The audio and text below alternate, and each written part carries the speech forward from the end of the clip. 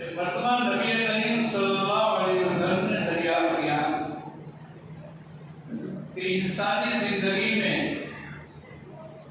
जो सबसे ज्यादा अहम और सबसे ज्यादा काबिल तवज्जो रिश्ता है वो किसका है?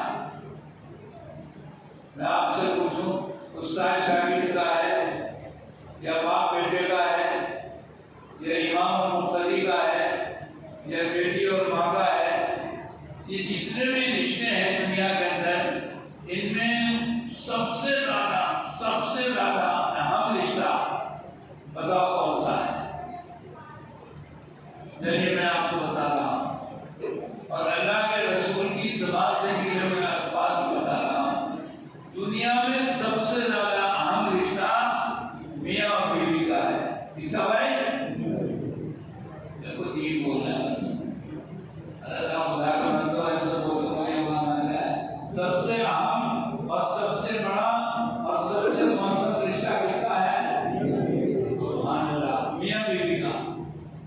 और ये वो रिश्ता है जिसके बारे में हदीस में इरशाद फरमाया गया है कि जब क़यामत के दिन मीज़ान कायम होगी, वो तराजू लाई जाएगी जिसमें इंसान के अमाल, अच्छाइयाँ, बुराइयाँ तोली जाएंगी। तो सबसे पहले तोल जो होगी, आपने पूछा किस चीज की तोल होगी?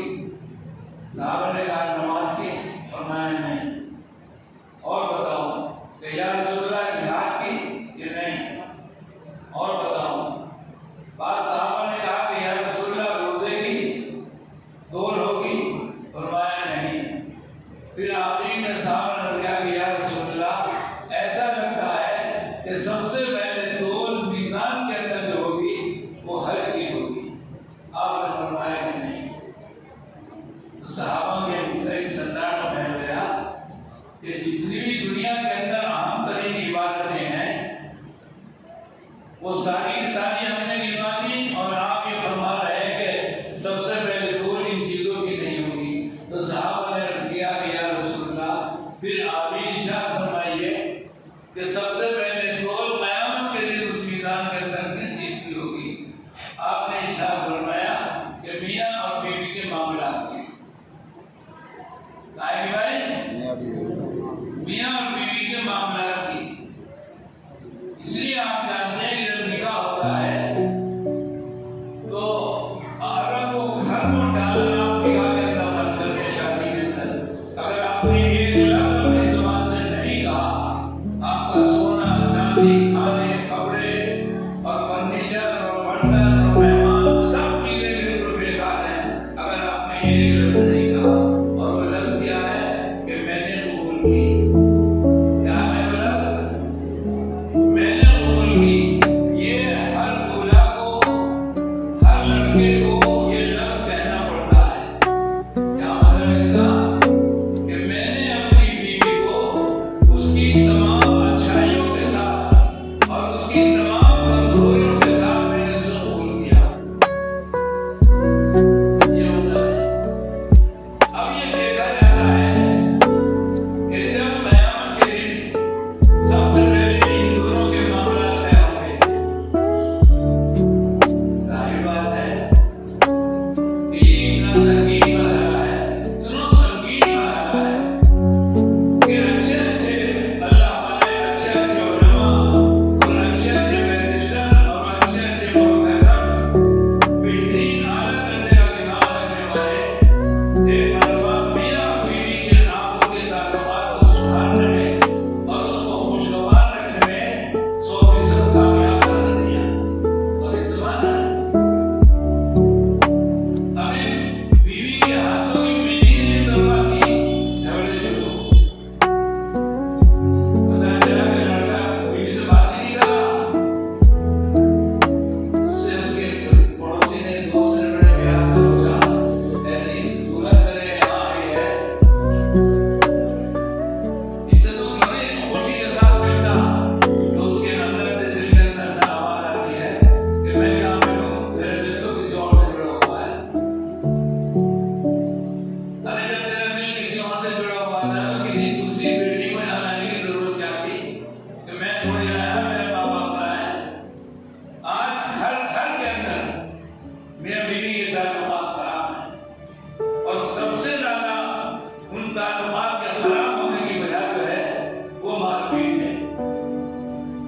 वो बेचारी आ गई, ख्वाब सजा के लाई थी, ऐसे रहूंगी, ऐसे जिंदगी बनाऊंगी, ऐसे घर को संभालूंगी, ऐसे शौहर के साथ रहूंगी।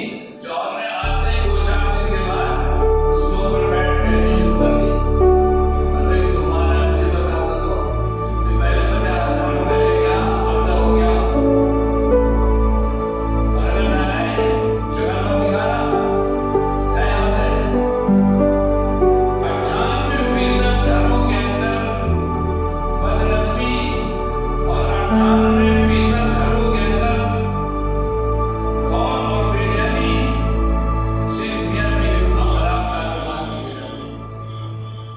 जब मेरे सामने कोई औरत अपने शौहर की बुराई करती है और मारते हैं और गाली हो गई, ये हो गया वो हो गया, तरह ऐसी बातों को ऊपर मार धाड़, तो मैं उससे पूछता हूँ कि तू आगे बात क्यों कर रही है?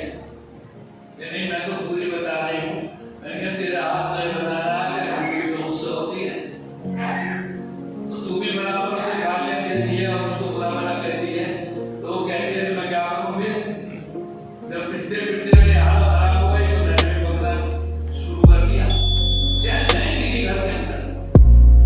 हुज़ूर पाक सल्लल्लाहु अलैहि वसल्लम ने फरमाया कि नमाज़ों की तोल बाद में, रोज़ों की तोल बाद में, हज की तोल बाद में, सबसे पहले तोल वनज़उल मवाज़ीन अल-क़िस्ता,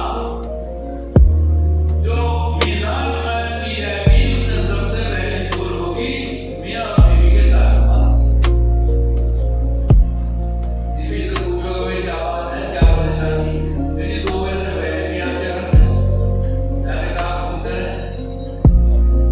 और एक बात नहीं, जितनी भी मियां बीवी के दरमियान खराबी की बातें हैं वो सब लोग करते हैं। मैं कहा करता हूँ कि दुनिया में जब कोई काम करो तो पहले सीख कर करो। अगर बगैर सीखे जंगल में जाकर घास खोदोगे तो मूलियां काट लोगे, क्योंकि घास का खोदना भी बगैर सीखे नहीं आता। तो जिंदगी के अंदर इतना जबरदस्त इख्तिलाफ लाने के लिए और जिंदगी की सबसे बड़ी इबादत निकाह और ब्याह जिसको कहते हैं, उसके लिए कोई भी तैयारी नहीं, कोई नहीं पूछता कि भाई बीवी का हुकूक क्या है। बीवी जाके कभी नहीं पूछती कि शौहर का हुकूक क्या है। अल्लाह तबारक व तआला ने आदम अलैहिस्सलाम को पैदा फरमाया और उनके खाकी बदन के अंदर रूह होगी, तो जरूरत थी जोड़े की हज़रत हव्वा अलैहिस्सलाम की। तो अल्लाह ताला चाहते तो उन्हें भी मिट्टी से इसी तरीके से पैदा फरमाते। रात को सोए, सुबह हुई तो आदम अलैहिस्सलाम की आँख खुली तो क्या देखा? एक निहायत हसीन और जलील औरत सामने बैठी हुई है। उसे देख के आप जन्नती सारी नेमतें भूल गए। ये कौन? अल्लाह ने फरमाया कि ये तुम्हारा जोड़ा है, ये तुम्हारी जिंदगी है, ये तुम्हारे चैन और सुकून का सामान है। हदीस में आता है कि मर्दों में सबसे ज्यादा हुस्न अल्लाह ताला ने हज़रत यूसुफ अलैहिस्सलाम को अता फरमाया था, और औरतों के अंदर अल्लाह ताला ने सबसे ज्यादा हुस्न हज़रत हव्वा अलैहिस्सलाम को अता फरमाया। तो आखिर घरों के अंदर हव्वा की बेटियां खुदा के वास्ते बैठकर उलमा से किताबें पढ़ करके सुंदर मालूम करने लगो।